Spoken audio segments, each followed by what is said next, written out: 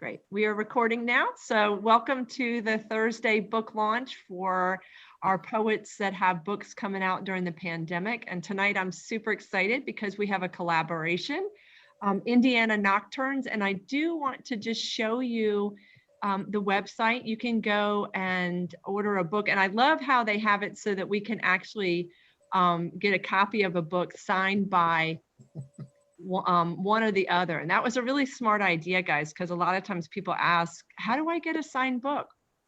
And some people are not going to the post office, so it's harder. So as you can see, you can go to indiananocturnes.org.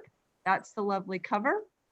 And if we slide down, you can purchase a personalized copy from either Curtis or Kevin. So we have both of them here today. And y'all said this is the first time that y'all have gotten to be together. So we're really super lucky that we have both of y'all. And I know that Kevin has to leave a little bit early, but I'm hoping that if you have any questions for either of them, how they did this. So they alternate poems in the odd sections, and in the even sections, there's pull out like solo featured work. So I think that's very cool, but I do want to talk about process at some point. So I hope we'll have enough time to fit that in. Y'all do not need to worry about the chat section. People feel free to write any questions there, and I will mind the chat section. So this is two versions of being a Hoosier, rural and urban. And I love that it's exposing the commonality in all Midwesterners. So I am going to be very swift and turn it over to you, Kevin, and I'm going to make you the spotlight video and we can jump right in. Thanks, fantastic. Kevin. Thank you. Thanks for hosting us tonight. It's been great to launch this book online since that didn't happen in person between March and now. So a little bit about this book. Curtis and I went to graduate school together at Southern Illinois University in Carbondale. Started at the same time, had classes together, played basketball together, went to readings, shared books, and kind of as we finished that program up, we moved back to Indiana together in a U-Haul, a very ill-fated trip across just 2 states, but it seemed to take forever. And kind of, so we continued that relationship because we were both in Indiana. And I'm not really, maybe Curtis will remember when we first were like, we should just like put some poems together. And that's really how it started. We are from very different parts of Indiana. Curtis grew up in Gary, and I grew up on the edge of a cornfield near Lebanon, Indiana. And so there's these sort of, assumptions and myths and cliches about that. But we hoped in our poetry to address that. And my first one, I'll just jump into some poems. This one's called Learning to Talk to the Land. Grow up in the country on a chip and seal road where gravel will fuse with tar after a season. Avoid neighbors, and if you can't, don't have any you like or your same age. Learn an animal's language, like peacocks or pigs. Whistle at birds, hoot, purr with a cat. Take a hoe, dig a waist-deep hole in loam. The city won't work, so blatant and strident with traffic and sewers, mountains, oceans too noisy. Make sure the sun and moon don't shine. Dirt at night might as well be the void of space. The best place is flat, where your backyard abuts a bean field with half-mile rows and fence row trees where lightning bugs flashes attune your ears. Sound carries farther. Syllables emerge.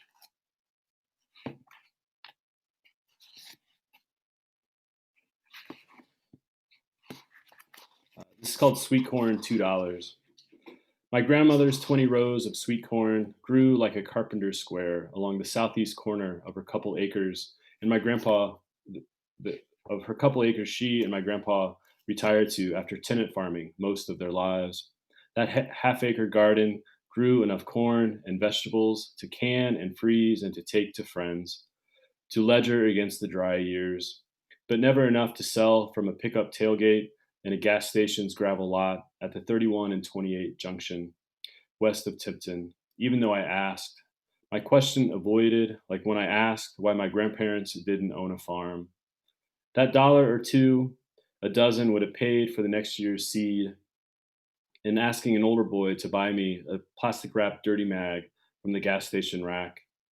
Those wobbly lettered signs for sweet corn, spray painted on cardboard or splintered plywood, stood for everything I wanted of my adolescence.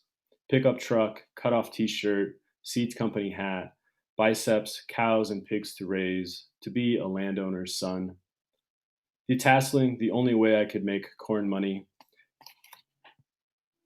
My mom never let me do because of the heat, dew, and corn rash, protecting me, or so she said, from ass busting work or the indignity. Minimum wage was a fortune at 14. She detasseled herself and knew that corn tassels weren't the only things getting tugged at in the backs of co-ed buses fueled by kids snuck in booze, Kool-Aid lips on Kool-Aid lips, alcohol hormones, the sophomore girl from two schools over who would let any boy feel the kernel between her legs.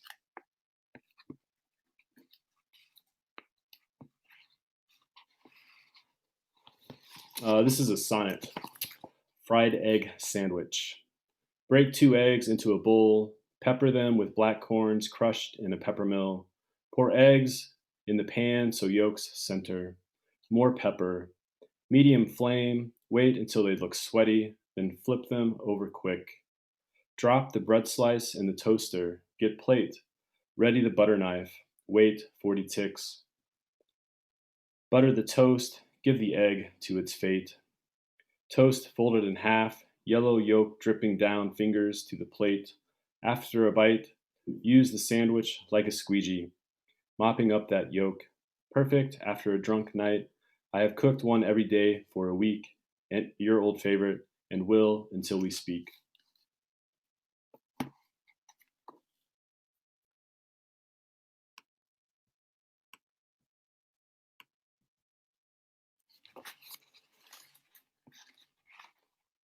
Let's see. This is for a friend of ours from grad school, Joshua Van Zant, who passed away a couple years after we finished there at Carbondale. Sitting on a back stoop in early August near downtown Lafayette, Indiana. Feathers float from a huge sycamore that must have sprouted as soon as the settlers felled the primordial oaks. I look up and see a Cooper's hawk tearing underbelly feathers from some slow songbird. The tufts descend in intervals, exact as a clock, and mark the seconds I spend here with Jen, helping her move in without you, Josh. I've seen the cardboard box filled with your ashes. You should be here, flicking your cigarette in time with this feeding hawk.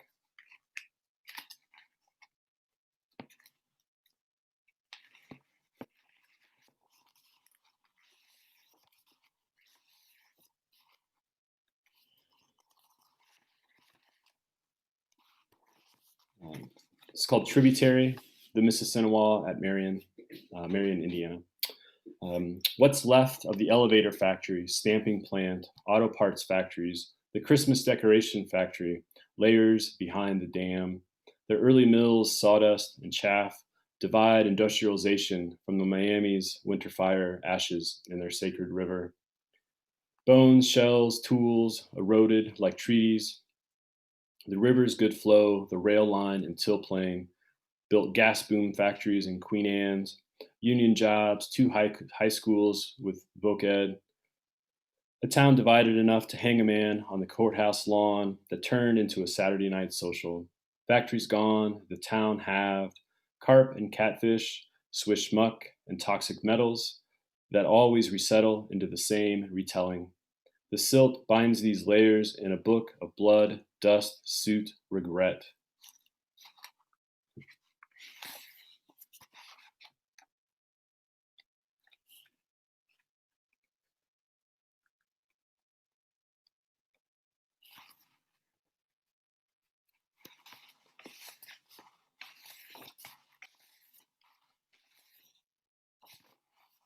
Lincoln's inaugural train ride.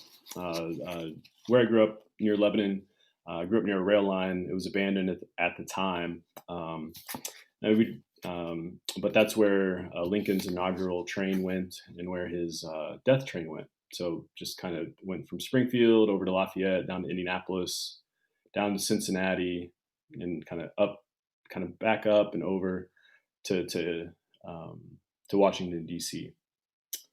Um, what second anecdote did you have for us in Boone County, Mr. Lincoln, while your locomotive joked water from Eagle Creek? Another punchline for the politician's shrub-nibbling horse that made him late for his sure victory in county elections. The tale you started in Thorntown before the train pulled away. All those folks who ran after the train to hear you finish in Lebanon. Yes, you arrived in Washington before March. We all wanted to hear you stump. I would have followed your train from near Lebanon, close by home station, through Whitestown, Bunting, Streamers, Cincinnati, Buffalo, Albany, New York, Philadelphia, to hear how you would have held it all together. Instead, in 1986, my mother drove my sister and me into Lebanon to see an impersonator with a weak voice gesticulate from a replica train car on tracks paved over soon after. Where they ran near our house, abandoned, I hunted rabbits and rode four-wheelers. I had no idea your inaugural and funeral trains passed a half mile from my house. For both trains, we would have milled in the shade all day, maybe had a picnic. And for your funeral, I would have walked to the Whitestown bonfire and stayed up as late as I ever had. 4 years earlier, after Boone County, no more jokes. Instead, you stepped out and waved at each stop, offered the big city crowds a few words. We were all breathless for another joke before you steamed through New Augusta to Indianapolis and for your answers on the secessionists. When your funeral train passed by, we sighed the breast we'd been holding 4 years and laughed again at your horse joke, agreed that you should have told a joke at every stop, the last joke before we couldn't laugh at all.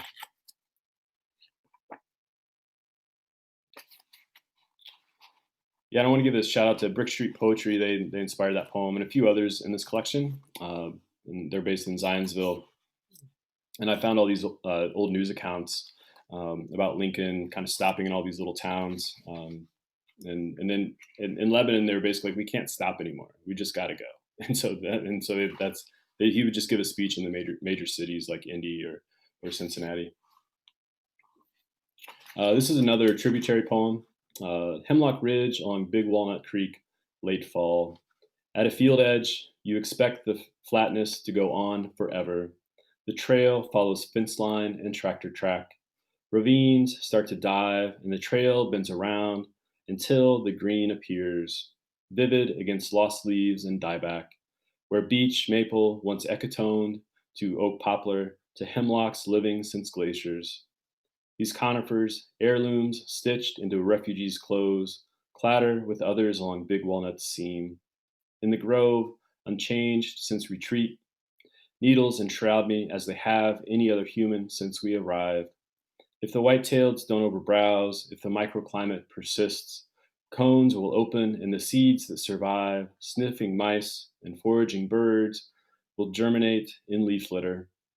Hiking out at twilight, the snow darkens to match gray clouds, a drab halo for the hemlock's evergreen. This is called Your Skin. Backlit by the full light of India, your skin is such that even its shadows shine as the sun shines through the translucent tail feathers of a red-tailed hawk. Melanin sparks your brown from yellow and purple. The lingering spectrum disappears in earth and in your heaven.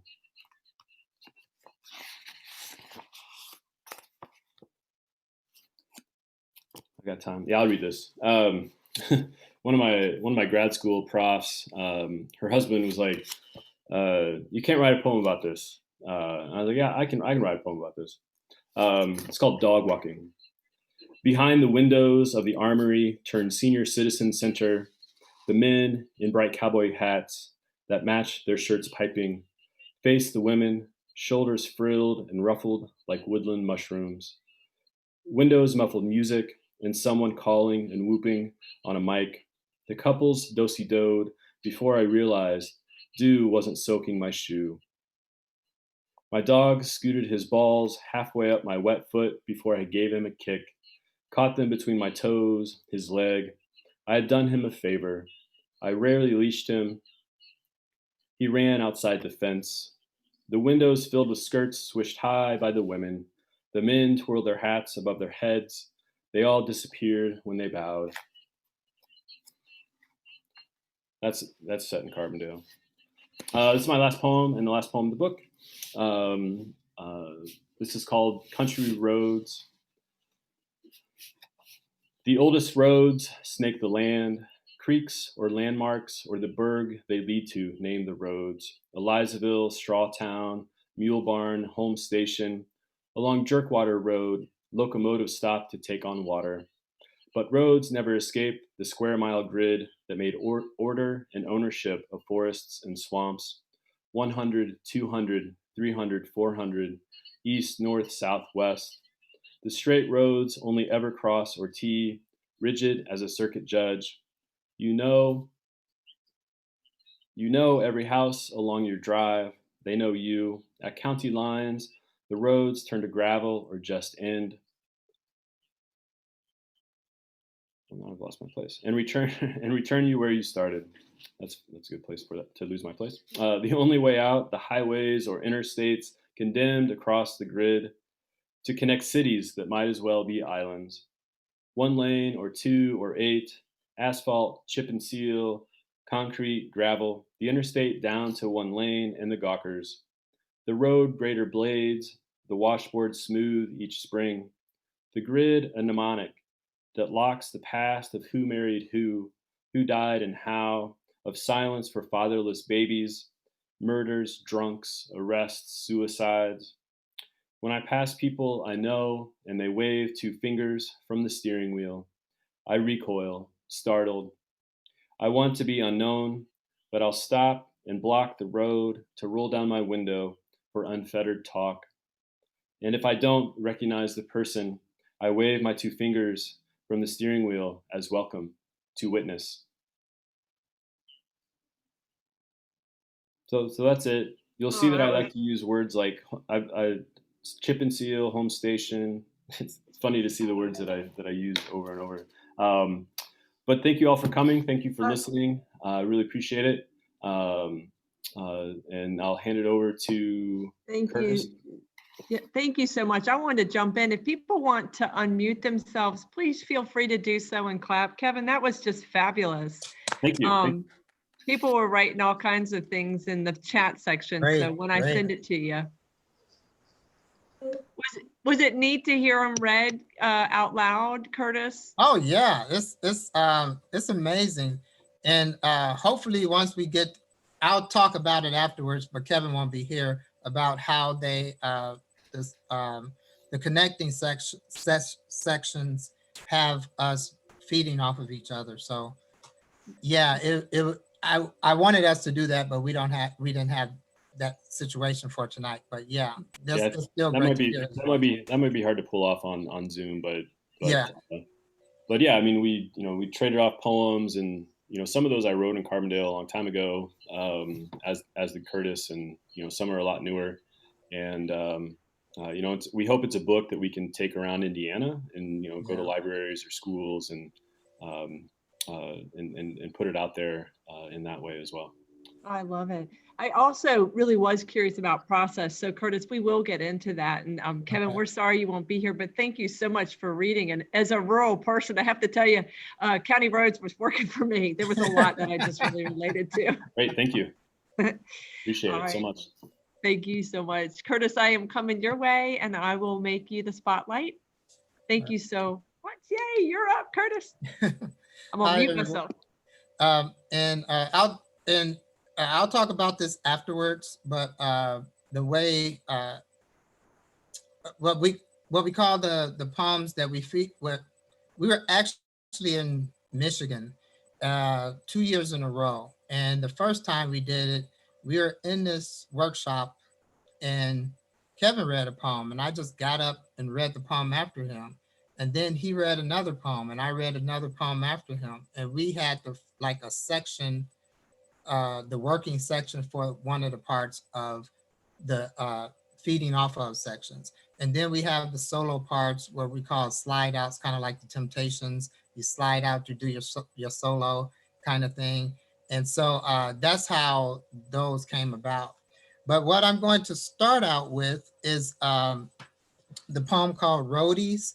And it kind of is, Kevin read the last poem. This is the next to last poem. So you'll get a feel of how we're feeding off of each other. Roadies. Orange vest people live in work zones with no shade. One works while six paws on hot paved asphalt, assessing how an ice cold millers could knock out sweat, 100-yard dashing down their necks into hard to reach crevices they wipe with blue bandanas. On I-65, a chain gang's mandatory. Must have one blonde in tight jeans with big breasts, with a obligatory smudge of tar on her face. She will hold slow sign, but her body screams break. Not her fault, she's a brick shithouse on hot asphalt. Not her job to entertain passersby. I can't take my eyes off her heartland. Want to relieve her, wipe her smudge to new. She is out of status. Wherever tar is born, it will resurface. A dirt underneath the fingernails, 1 zillion miles into the future, unpacking my car, I locate black gunk on white paint. What stands out brings back blonde. The "my mommy works here" sign. All the cities, towns, and roads in between destiny. My unkind nights, musty, fried, sleep in Lebanon. Okay, let me go.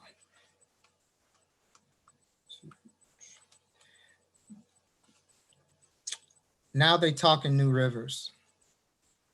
Now they talk in new rivers, but nothing's distilled. The same St. Mary's needing restoration.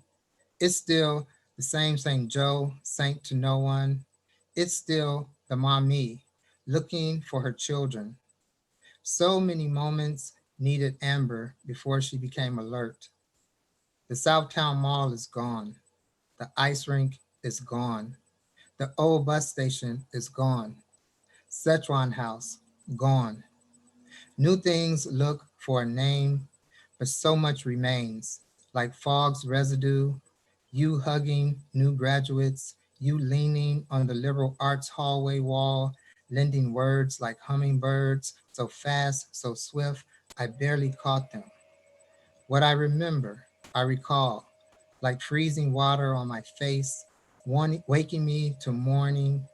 Yes, some bricks have gone, some bodies have been displaced, but you, my friend, you materialize like daylight, and in my daily absolutions, you bless me morning, you bless me morning. God, yes, you bless this morning. And that was for Dr. Beverly Hume, who unfortunately, she retired and not 3 months later died. And that was so sad. And I always thought about, I was waiting for her and I wanted to give her a hug. And all her, the students knowing that she was retiring and she was going to leave, just kept coming up to her and hugging her and all that. And I just wanted to give her that time. So I never got to hug her. And so when so I was glad that she retired, but then to hear that so soon after she retired, it was just sad. So that came about for that. And I read that for her memorial at school, and her husband, it was weird because her husband came to me and he said, "Oh, you're the poet." And I was like, "What are you talking about?" And he's like, "She's told me so much about you," because she was one of my teachers. And so when I came back, I always called her, Dr. Hume. And she's like, "Curtis, you're a peer. Call me Deb." And I was like, "Okay, Dr. Hume." And she's like, "Oh, whatever." So yeah, so that one has a lot of connection for me. This one is called January, and it's for Ruby D. And if you don't know, Ruby D was married to, um, now I can't think of his name, Ozzie Davis. And this is when I heard they've been married for so long. They're like one of the longest married couples in Hollywood, um, and happen to be one of the longest Black married couples in Hollywood as well.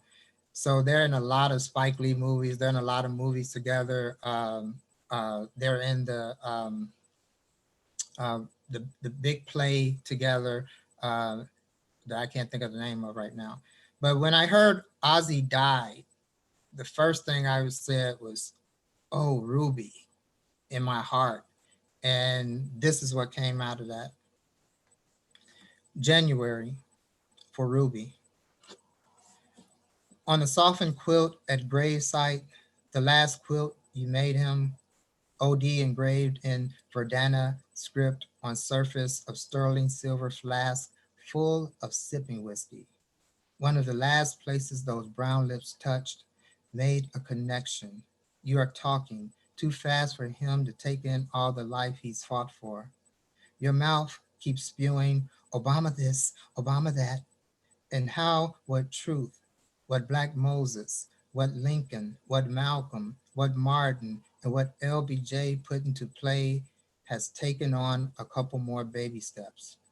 How Chi-Town ain't hummed like this since 68, when Daly had cops and folks all wired up at DNC. Woo-hoo! Wasn't that a time, Oz? A cold whistle slices air, its wind fingers with your coat's hem, making rivulets, small dents and creases, in a way how rivers are made from small inlets that bloom into a mass. You fidget longer than you thought you could, fidget longer than when you're warm in an avocado sundress Ozzy purchased for you 3 years back in Laura, South Carolina, after the last visit to her cancerous cousin.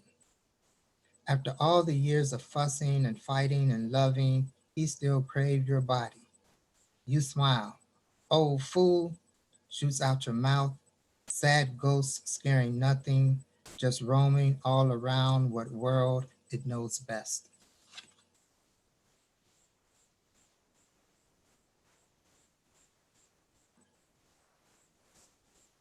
Um, where am I going to? Okay, super series.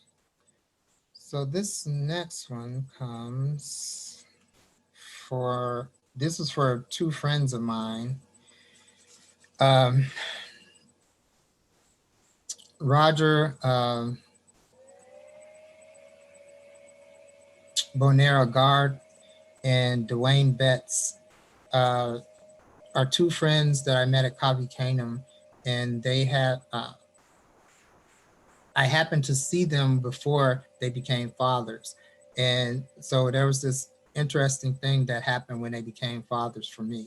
So this is called Sleeper Cells: A Father Implants Life Maps for Dwayne and Roger.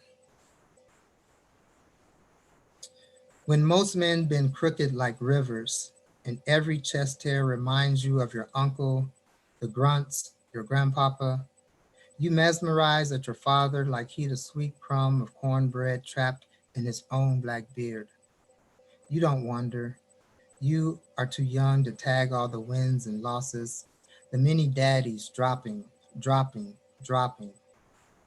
These moments vesperize, jumping crystals before halogen car lamps. How you are now, no more twinkle and inkling, real motion, gaining forward balance with each wobbly step. Dad's rich with smiles. You are in his optics, measuring his future. His tunnel vision enlarges, replete with glad tensions of gives and takes, tensions for planted bluebells and lullabies, growing into tomorrow things. He does this grooming, this watering with tears, this talking, so his child moves beyond semi-precious, becomes valued minerals exploding in the earth, rich with runoff, grows to outlaw the jaded of world's dubiousness. You, child, are neo-tsunami, the cockabur within hot verbs against stasis, the moon's electric bill receipt. He has prepared you for next Saturday's rebellion. Touch your face and photo album. It's each and every believe.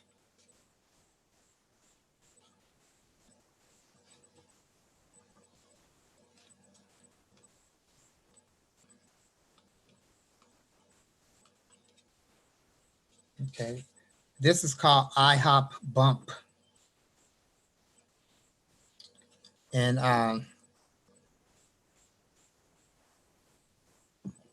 where I'm at, we come into contact with a lot of uh,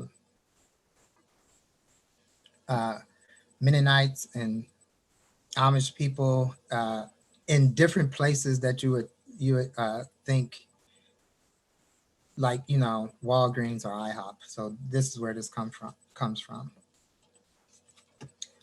She touches the urban of him as the rural of her sits up, hand palming him mid-back to catch his weight's shift, holding him up, unknowingly touching a keloid scar, splicing how we surf into each other's airspace. He turns, no anger on his face. Her hand lifts him up in a firm, unintentional waltz. He feels all of her hitch. In his awkward position, half up, half midair, head turned behind him, he sees the problem laying in her other arm, in a blue denim bonnet, a smaller symbiosis of older woman with strong jawline, cheeks punishing her like a red shirt on a freshman. I'm sorry, runs out his mouth, the other embarrassment for scooting wooden chair back into a clarity for space, into her and her baby, a table full of family and denim, eyes piercing at how a brown man can also blush. And with her hand still in the groove of his back, she says, "It's okay, baby." Connects heartbeat pulsing inside the every one of us that we are, still holding her child like tailback does a Wilson. But baby tingles gut like mama's babies, like his wife's babies. All the babies women burn into boys wrestling to be men. He untwists himself, pulling apart velcroed helix holding DNA together. Her hand leaves. Face down to floor, he looks for the lost contact, wants her hand back on his back to protect Scar, to protect the small in him, holding on to the matriarch's pull, release. A pressure inside his gut flops, but when his head lifts up, he gives her the smile again, knowing bad and good is a simultaneous confliction, releasing every moment we die not to change. He looks at her hand, returns to the little one like all love does when it ferments like a bourbon. He walks to the bathroom and lets it funnel to his core, praying it pleases all his bones. Mm.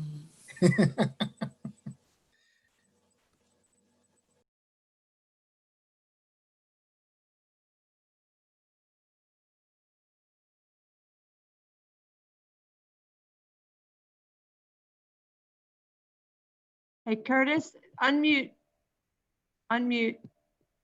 Thanks. Sorry about that. Oh, I'm no not sure. problem. There we go. I'm not sure what Okay. happened. All right. So this is called "You Bring Out the Woman in Me," and it comes from a Bao Phi poem where is you bring out the now I'm trying to think of Vietnamese in me, and there's a Desnero's poems. You bring out the um, this not the Spanish, but wherever she's from, and I can't think of where she's from right now. But that's what this is. And I have my students usually do change genders and have them. You bring out the man in me, and have the guys do. You bring out a woman in me. And so I did one for myself. You bring out the woman in me. You bring out the blood, fluid, and pain to the umbilical cord of all my children breathing and not. You bring out the woman in me, the mama, mommy, mother of voices rushing down the hallway of life's time. You bring out the psychopath in me, the functioning under pressure of me, this nucleus of a thing outside of womanism, outside of feminism, outside of glossy mags and how to please your man overkill when I am the mother to existence of me. You bring out the man eater, the man hater, the frustrator, the rejuvenator of me. I am nothing but the everything of anything in the immediacy of a second in me. You bring out how I figured out the hot, hot, hot in me, the cold, cold, cold to breathing, the if you don't get out of my face in the next minute of me, so I can implode from the kernel of a popcorn seed into a butterfly. You bring out the Queen Latifah in me, the ladies first, the June Jordan in me, the Carolyn M. Rogers in me, the light-skinned girl born in Gary in me. You bring out the maternal key in me. You are the face in the mirror in me, the bump, bump, bump in my chest that bumps. You bring out the terrifying in me and sit it down like an ohm. You bring out the beautiful fangs in me. I am running through the streets, a car on fire, and I am breathing in all the pollution of the city, changing it into planetary bodies. You revealed the surgical bikini scar of me, the botched tattoo nightmare of some other name on me, because you on words, the placenta of every kernel of knowledge I need, and you, click, click,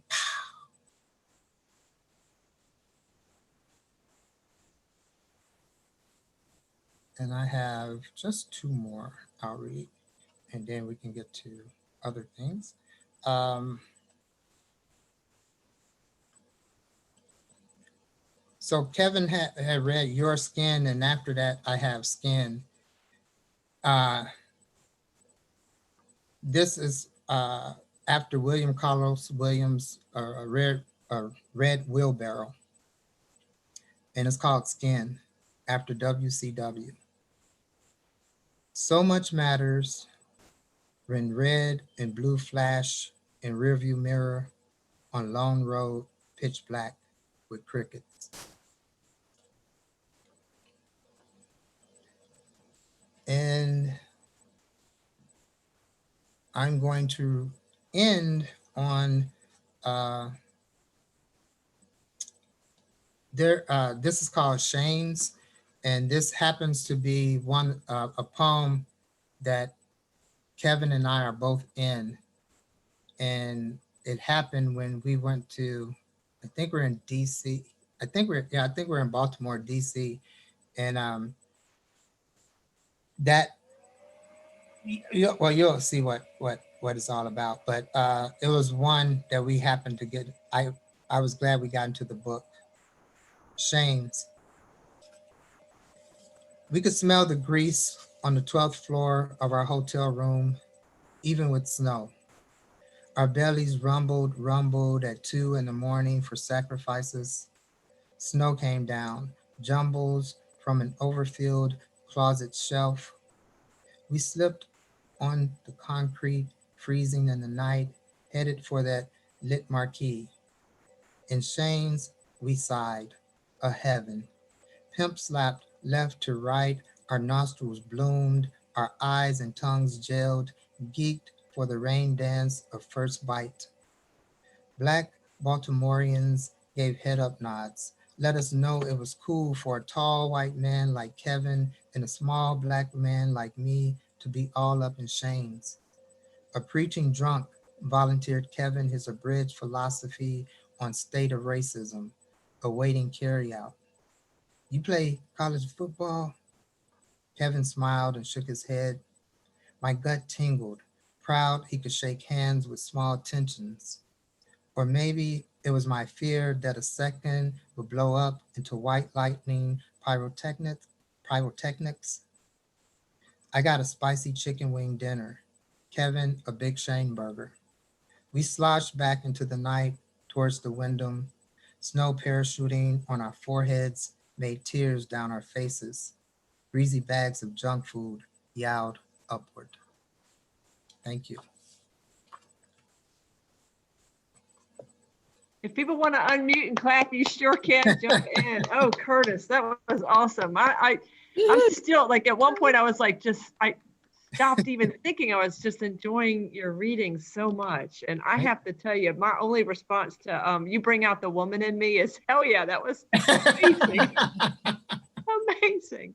Yeah. Oh, it's Sandra Cisneros, and you bring out the Mexican in me. And so Bao Phi you bring out the Vietnamese in me. And I show my students those two videos to talk about identity and things of that nature. And then I had them do gender swapping roles in a sense. And, you know, and I remember having one girl who was gay, and she was like, why do I have to, you know, be a man? I was like, all I'm doing is giving you a prompt. You interpret it how you want to. It's an open general prompt. You interpret that how you want to. And she's like, oh, okay, because I thought you were trying to say, you know, and I was like, no.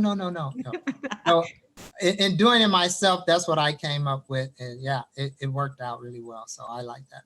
Well, and I love that, you know, that you did it yourself also, but inviting your students to do it. And I was thinking how much my youngest daughter and her friends would have a blast with that. Oh, yeah.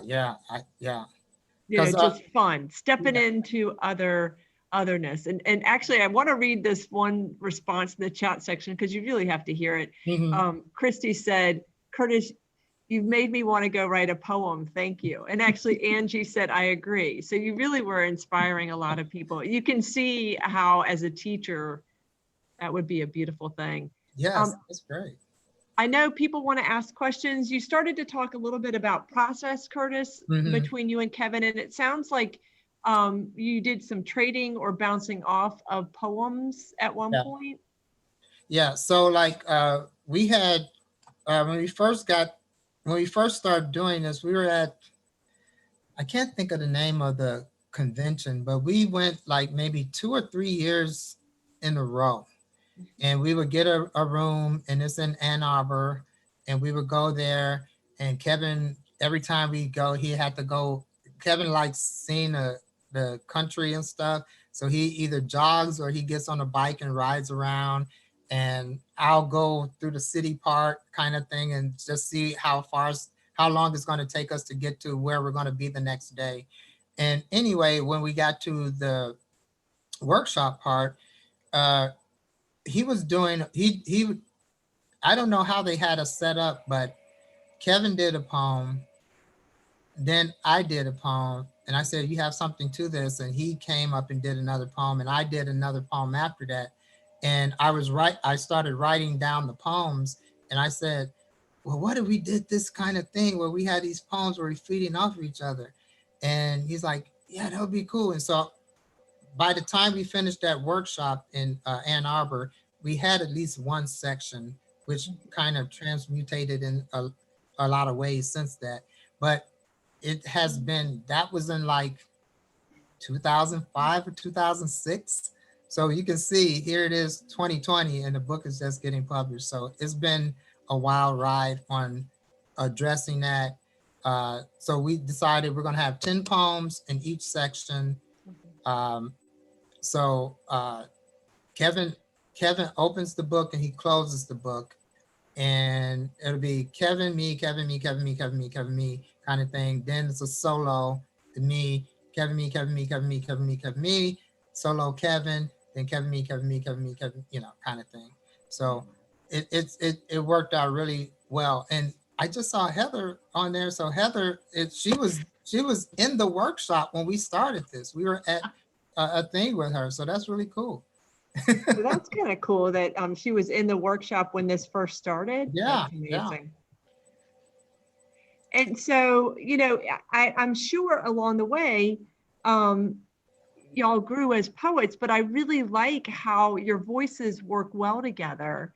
To me, it really was nice. And I look forward to the day when y'all can read, you know, back and forth more collaboratively, because I think that would be pretty amazing. But it was nice to hear your Skin and then Skin and some of the poems that kind of butt up against each other within the book. So that was lovely. Also, I have to tell you, Your writing and the way that you told the stories behind the poems was amazing. And I really thought about how grief has kind of a transformative thing that happens in your poems that was really remarkable to listen to. Yeah, it's I think there's something about making room for those who were there before us and were there and had a voice because they mean something and they are something still to us. I had a friend and she lost her mother and she lost her sister and she was taking care of them, and I told her, I remember telling her, I know I'm telling you this now, and because if my mother dies, I'm going to be just as crazy as you are, but you have to, she was just her. And what was sad about what was happening with her mother is she was seeing her mother deteriorate because of diabetes and things of that nature. So they would start, they would take a foot, then part of her leg and stuff like that. And so the same thing happened to her sister. So it was really sad. And I said, I know I'm telling you this, but she was holding on because of you. She was, and she just wanted, we get this thing where they say people kind of know when it's going to happen and they know. And I said, she was just holding on so that you can be strong. And it hurt her. And I know it hurt her. And I was glad I was able to say something to her and that she could listen to me at that moment. But again, if it's in my ballpark and that's happening to me, I don't even know if I'd be able to listen because you're like, you don't understand, yeah, I'd just be crazy. But I think there are times where we can address that life because they still are here with us. They still are here. It's just not, you're at the stop sign or stoplight and somebody walks around and they have this little thing and it's a little inside joke that you two had and you just look at her and then you see your mother's face or you see, and that's them with us and you just smile. You just, you just crazy and you just drive on. And so I'm always about the poem addressing the whys and the hows and the whats, but also giving us the moment. Yeah, I totally saw that in your work and that ability to allow the poem to really contain a lot of big things there. And I have a friend who's fond of saying, poetry is what our heart wants when it's broken. Yeah. There's Al Young said, poetry is where we go when the chips are down. And he said that around the time of 9/11.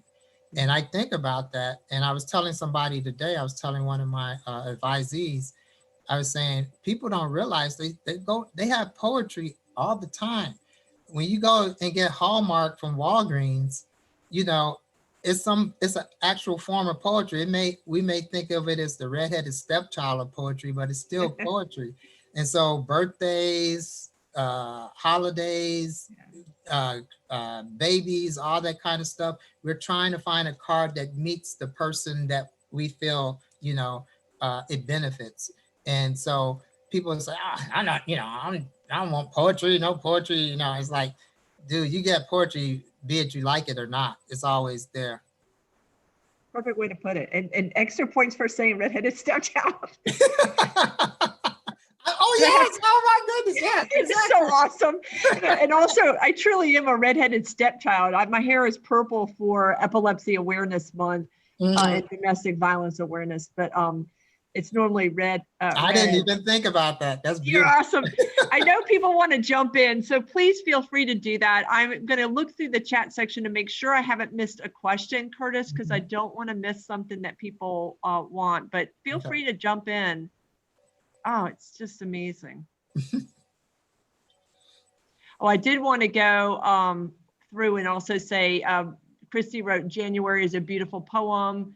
Angie wrote, he still craved your body. That poem resonated with a lot of people. Donna wrote, so lovely, the poem for Ruby D. Just to let you know, how much this is resonating. Also, Angie, I love this, Angela, what you wrote here. This is like a class, the 4 poems to see who and how Curtis sees, being reminded to write 4 poems I am learning. Oh, that's beautiful. I like that. Yeah.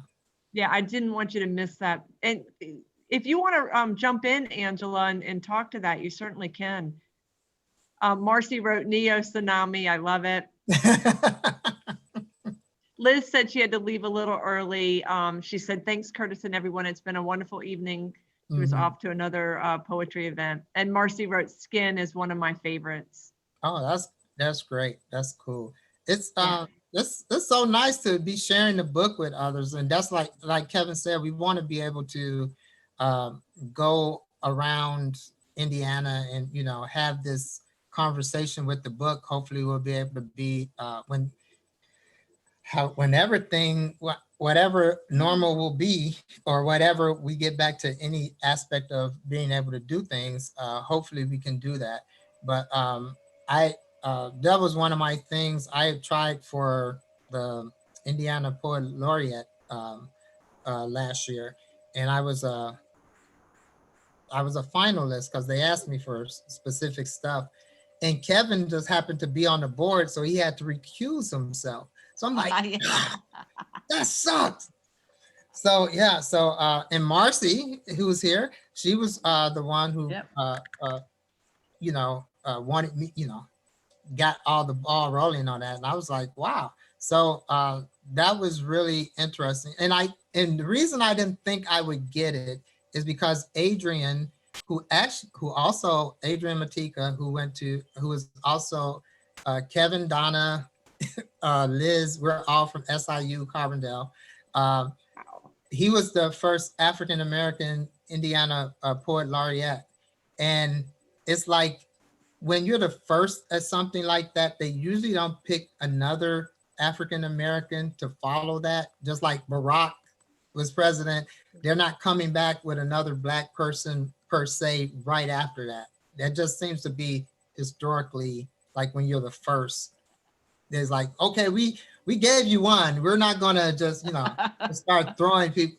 We have to give a Latino or, a woman or something. We got to do something different, but we're not just gonna be just throwing. So I thought in that sense, when Kevin told me that, I was like, that's why I couldn't get it, Marcy wrote, and I nominated you, and then she said, there's still time. So she's getting ready. I was thinking something, Curtis, listening to you two, and it would be an amazing workshop for teaching poets how to write kind of collaboratively. And it could be bring a buddy, bring your poet that you want to write with, and you could talk about that process and help people. I never thought about that. That's a good idea. That's something you could do on Zoom, and I would sign up for that because I think it'd be a lot of fun. And if you didn't have a poet you wanted to write with, there could be the grab bag of poets. We could just, be stuck with each other. But I just think that would be really fun, and obviously y'all having that background. And I did want to say, Curtis is still teaching face-to-face, and that's going very well. And I was remarking how wonderful that is, because I know. For a lot of students, it's this endless computer time. And, for freshmen in college, like my daughter, who also have epilepsy, that screen time is really hard. And she's an artist, so not having face-to-face stuff is really hard. So thank you for that, Curtis. Thank you for all you do. Oh, thank you. So it's funny that you mentioned that, because I created a poetry form called the synastic. It's where you take the ekphrastic and the persona and you put it together and you get the synastic. So so there's these different new African-American contemporary forms. There's the bop by Alpha Weaver.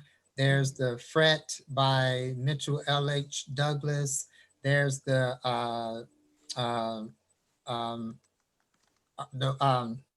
Jericho Brown has one that I think is a duet. There's the skinny poem.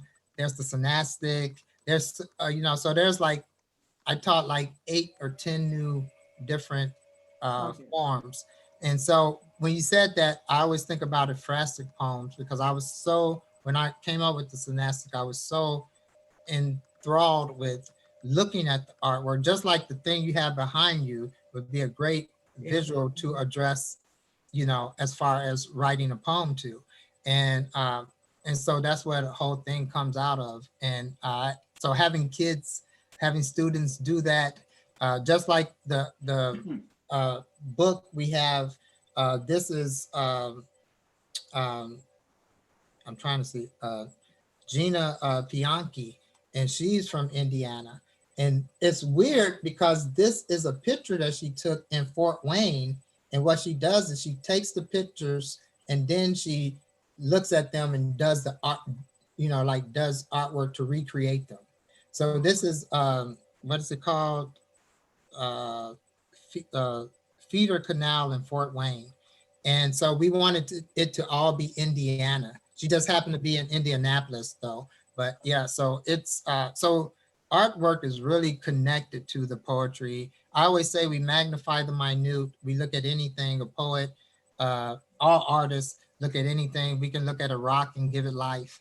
And and people are like, well, what are you talking about? I said, so you're looking at a rock, and if this is the rock, and I move it from one place to another place, you just see me moving a rock from one place to another place. But then if I personify the rock and give it human capabilities, it's like, dude, I was sitting over there minding my own business. Why did you put your hands on? This COVID time. Why are you touching me without a mask? And just like you're laughing, is now you're listening to a rock. And he's like, that's what we do. And and that's the great thing about creativity and having that and giving that and sharing that.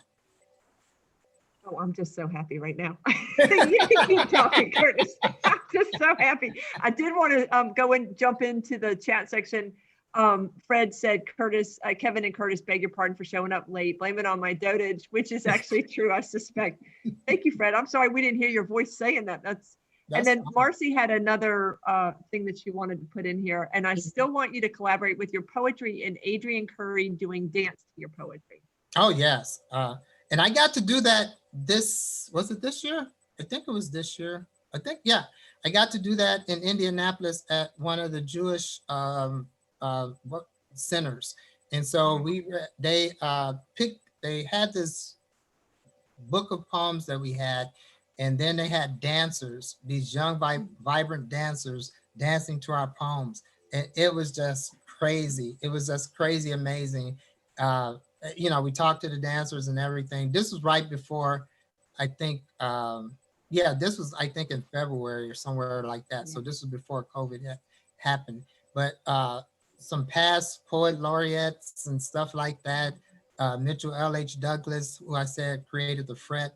So it was really cool to see the dancing to the poetry.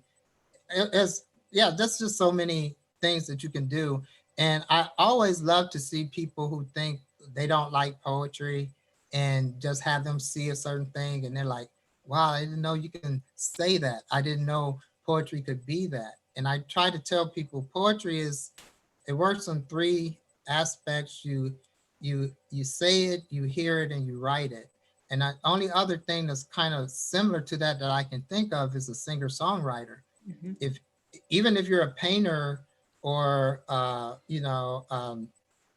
sculptor or whatever, you can make something, but then you have to address a narrative to it, because everybody's, what is that? What is that picture behind you, Leica? And it's like, oh, well, what it is, and you have to give a narrative to that. In poetry and singer-songwriter, you get the narrative along with that, so you don't actually have to explain it. I also love poetry because my mother was a visual artist, and when she would paint and the painting would go, you never saw it again, and you don't recreate it. And we get to keep our poems. We can publish it and we still have it. So I'm like, this is such a gift. I do sculptures and you never see them again. It's gone. Yeah, I remember a few years back, someone does poetry in your pocket. and it's like you take a poem and you have it in your pocket, and I guess you read it to people every now and then. You pull it out your pocket. It's kind of like you fold it up and put it in your pocket stuff. And it reminds me of Lawrence Ferlinghetti and the little small books that the Beats would produce, the pocket series poet books and stuff. So yeah. Yeah. Well, and the poem in your pocket, also people printed them up, and I had friends that were going to thrift stores and sticking it in all the pockets of jackets and stuff like that. I was like, what a great idea. So you get a bonus, you get your full jacket and a poem. That's cool. That's cool. I did get a poem. I wrote a poem. I did get a poem like that from my sister's father, who, when he passed, they gave me some of his jackets, and I got a jacket. And in one jacket, it just had it had like an envelope where money was. Wow. It had some old candy. It was like, so it was around like Easter or something that he had the jacket on. So I was finding these things. So the poem is about like getting clothes from someone before you, and then kind of addressing the things that you find in their life and stuff. Because the candy it was weird because the candy was still fresh.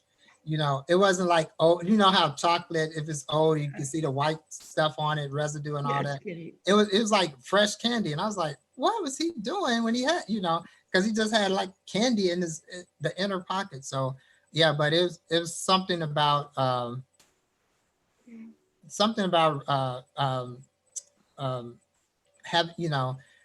wearing the clothes of the dead. So it was really and again, it's coming back to that, how the ancestors or the people that have passed are still very much present, and that way that you hold grief in a certain way is really amazing. I remember Sonia Sanchez saying she had come to when it was IPFW, now it's PFW, but someone asked her about making quilts and having like a quilt kit. And she said, well, if you have a quilt kit, that's not a quilt. And the lady was like, why is that? Because we're so busy, we don't have time, we could do this. And she said, it's not a quilt because a quilt is your family and your history.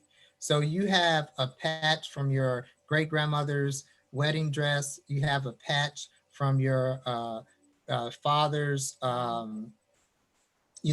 service pants, you have this from your mother, this, and so when you put the quilt together, you're sleeping under history versus just having buy a quilt, do this kind of thing. And I was like, wow. And so the poems kind of feel like that in a sense as well. Well, we are leaving it right there, guys. Thank you so much, Curtis. Thank you all who attended. It was lovely to see new faces and my familiar faces. Again, Curtis, thank you so very much. People, you can unmute. Let's clap loud so you can really hear it. Thank you all. Thank you all. I love this. This is Bravo. Thanks for having me. Oh, such a pleasure. Be well, everybody. Thank you. Thank you. Curtis, I'll be in touch. Okay. Bye, guys. Bye.